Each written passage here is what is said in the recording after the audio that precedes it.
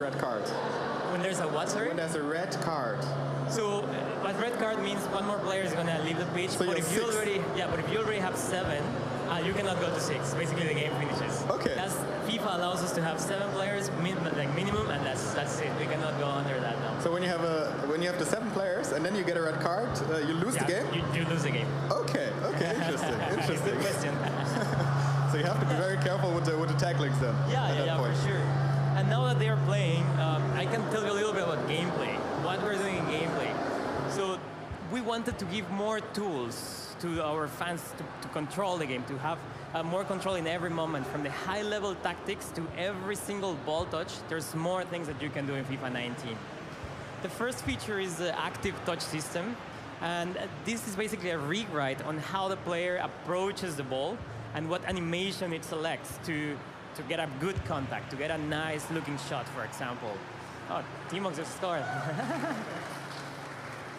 First goal in FIFA 19 for him. Let's see. Let's go. 19, right? Yeah. In real life as well, right? Yeah. Is it working right now? I cannot hear me. I guess. Okay. Yeah. Okay. So then I was saying the active touch system is going to create a lot of new animation variety. You're going to see things that you didn't see in previous FIFAs in terms of how the players stretch, the type of volleys, the type of shots that you see. And also the game is going to be more responsive because of this system. It also comes with other features like the flicks. I think you've seen it already, where if you flick the right stick, then the player is going to flick the ball anytime. The ball can be coming at you and keep it in the air or just on the ground, flick it to beat an opponent or just to start a volley by yourself. So put the ball in the air. Old Okocha flick, right? But just not as high, but similar. Yeah.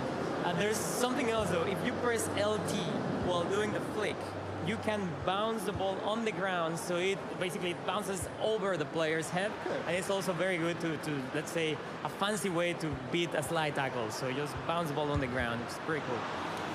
There's also the disguised ball control, which is a fake. When you're controlling the ball is coming at you, and then you're faking you're going to control it that way, but last second you touch it this way. So it really confuses the defender. The defender goes there, thinks the ball's going to go there, but you exit the other direction. So it's really cool. So altogether, this active touch system really changes how the game feels from the first minute of play. Yeah, I can confirm that. That's good to hear. And then the second thing is the tactics. So it's a rewrite on how we do tactics in FIFA. And what it means is everything from the menus to all the options you're going to have in the game are new.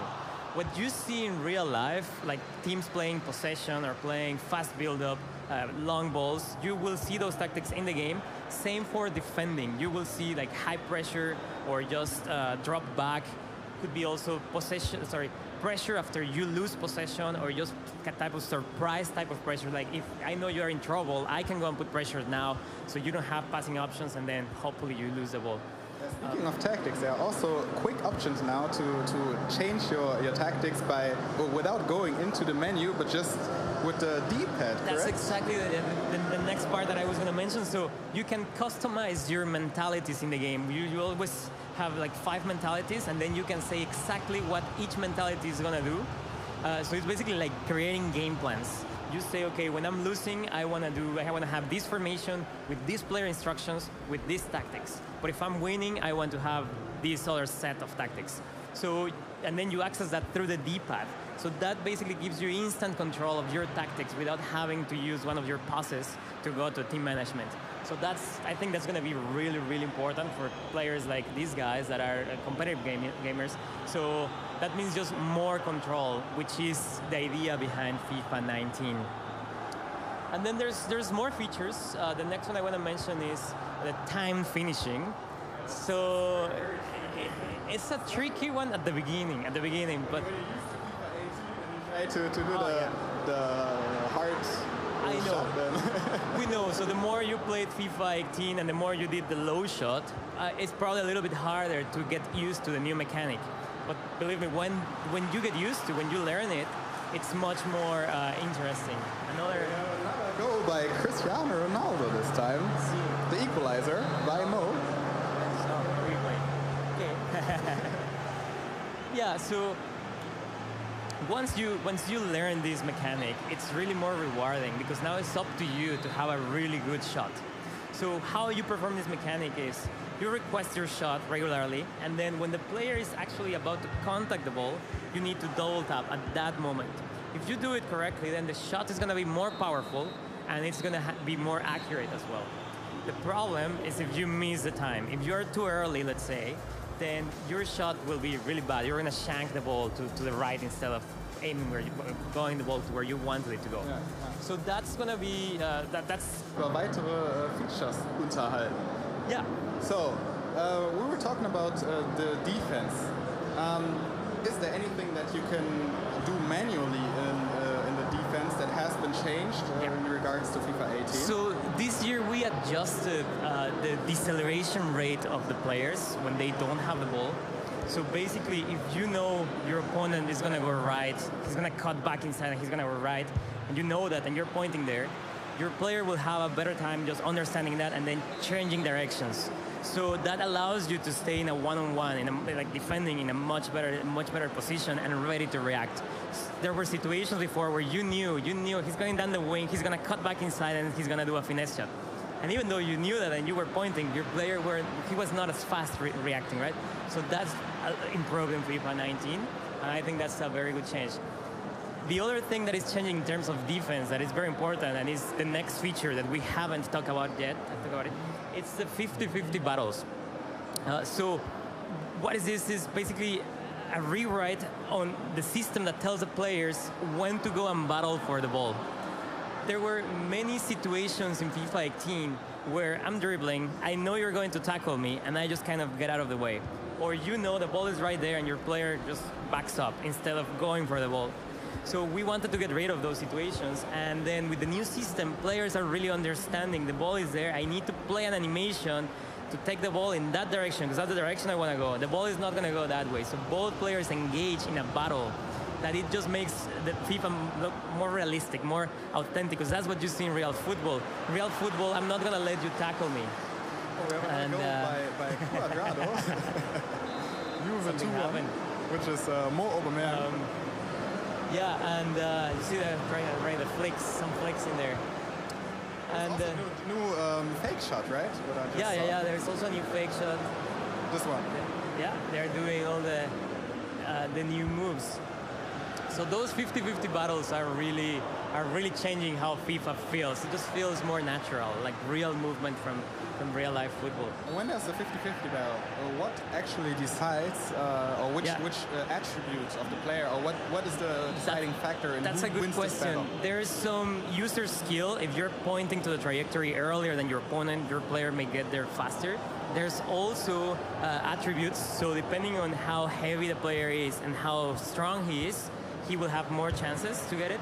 And also, the type of action that you request. If you request a slide tackle and I just request a pass, then a slide tackle has more force in that direction, so he should win the ball. Also depends the distance, the position that I am with. Like if I'm too far for the ball, even if I'm doing a slide tackle, I'm too far, I'm just going to have a small contact. So altogether resolves in a very nice situation like in real life. Our physics engine is resolving the contact, both players contacting the ball at the same time, and that's what creates those 50-50 battles. It sounds very nice, the 50-50 battles. And I tried it, and we have another goal. The equalizer by Timox. Yeah. Neymar this time. Oh, new celebrations also. Yeah, there's a lot of new things. There's a couple of other things that we don't mention too much because they are smaller things, but for players like Timox, and it's very important. You can have full control of the goalkeeper anytime by clicking the right stick and moving it.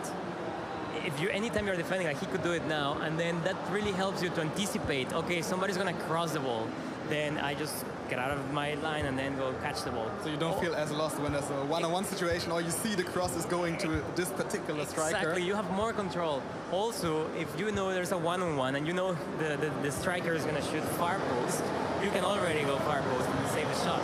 So it's kind of more a mini game. Okay, I need to guess where this guy's gonna shoot. Like in real life, the goalkeeper sometimes trying to anticipate he's gonna shoot there. So I'm gonna be one step to this side.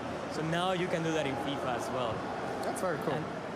And then there's one more thing that I'm not sure if you noticed here. There's the second switch indicator. Yeah, so you can see how there's two indicators, like whoever is defending right now, Juventus, on top of, it has to be during regular gameplay. There's a regular blue indicator on top of the player, and then there's another smaller one. That's which guy I would be switching to next. Like on top of the Douglas Costa, I believe, on the box. Right now, there's the second indicator, and that tells you if I press switch right now, that's the player I would be controlling.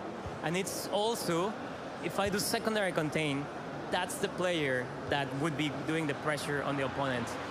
So an almost another chance. So all those tools really help you defend much better than FIFA 18. But the balance is still pretty good. It's still a very attacking game. Simply, you have more tools to defend as well. So we are thinking that the game is going to be more balanced in terms of defense versus offense. I have another question for the 50-50 battles. Yeah. Do they actually impact also air battles when it comes to headers?